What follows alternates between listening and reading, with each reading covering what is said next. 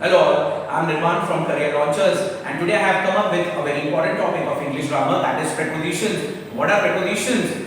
Let's have a look. Preposition, as the name suggests, prepositions are the words or the phrases that are used before noun or pronoun to show four things. To show us the time, place, position and direction of what?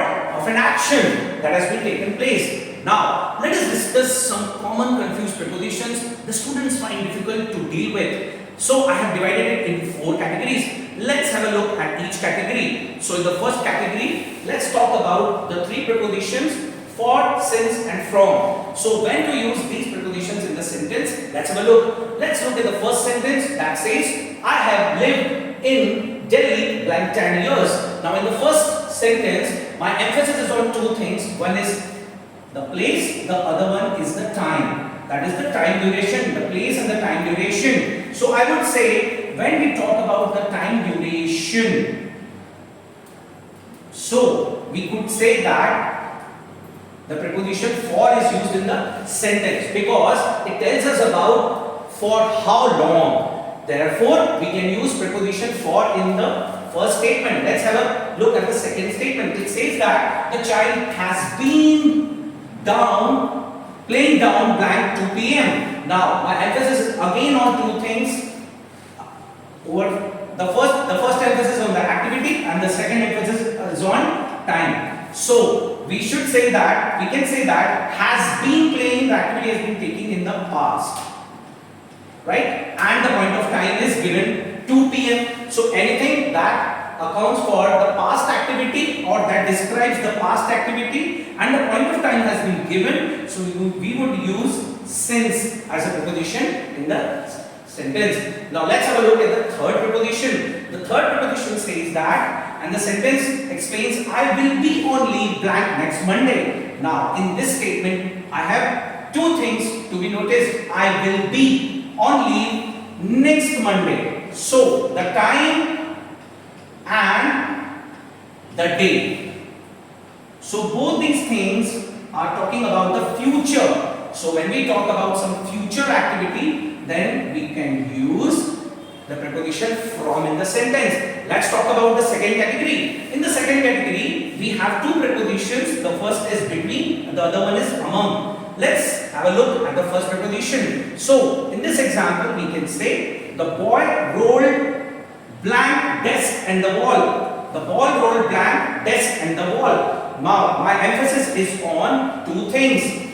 The first is the object and between the two things. Therefore, there are two things to be noticed. The first is the desk and the other is the wall. And the activity of rolling is actually being taken between these two things. So, whenever something that comes or that is between the two things, we would use between as a preposition in the sentence. Let's have a look at the second preposition.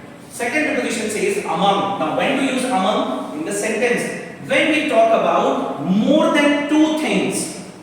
So, over here in this sentence, a house blank the trees. The first thing is house and the other one is trees. That means the one is singular, the other one is plural. That is more than two. So, in this case, I'm going to use this preposition between the two things. No, more than two things. Therefore, among is used. Let's talk about category 3. So, in this category, we have three prepositions on board. The first is along. What do you mean by along? When the two objects, they flow simultaneously in the two directions, whether it is upward or downward, then we would say that along is used. Let's have a look. The boat is sailing blank the river. Now, as you all can see, the two directions, downward or upward. So, the two things that are flowing in unidirectional way, the boat and the river, whether they are moving upward or downward, so we would say along. Now, let's have a look on the second preposition, that is against. As the name itself suggests, against is what? Anti-direction. That means both the objects are flowing in the opposite direction. The first says the boat is sailing blank the river. So, if they are moving in the opposite direction, we would use the preposition against. Let's have a look at the third preposition, across. Now, what do you mean by across?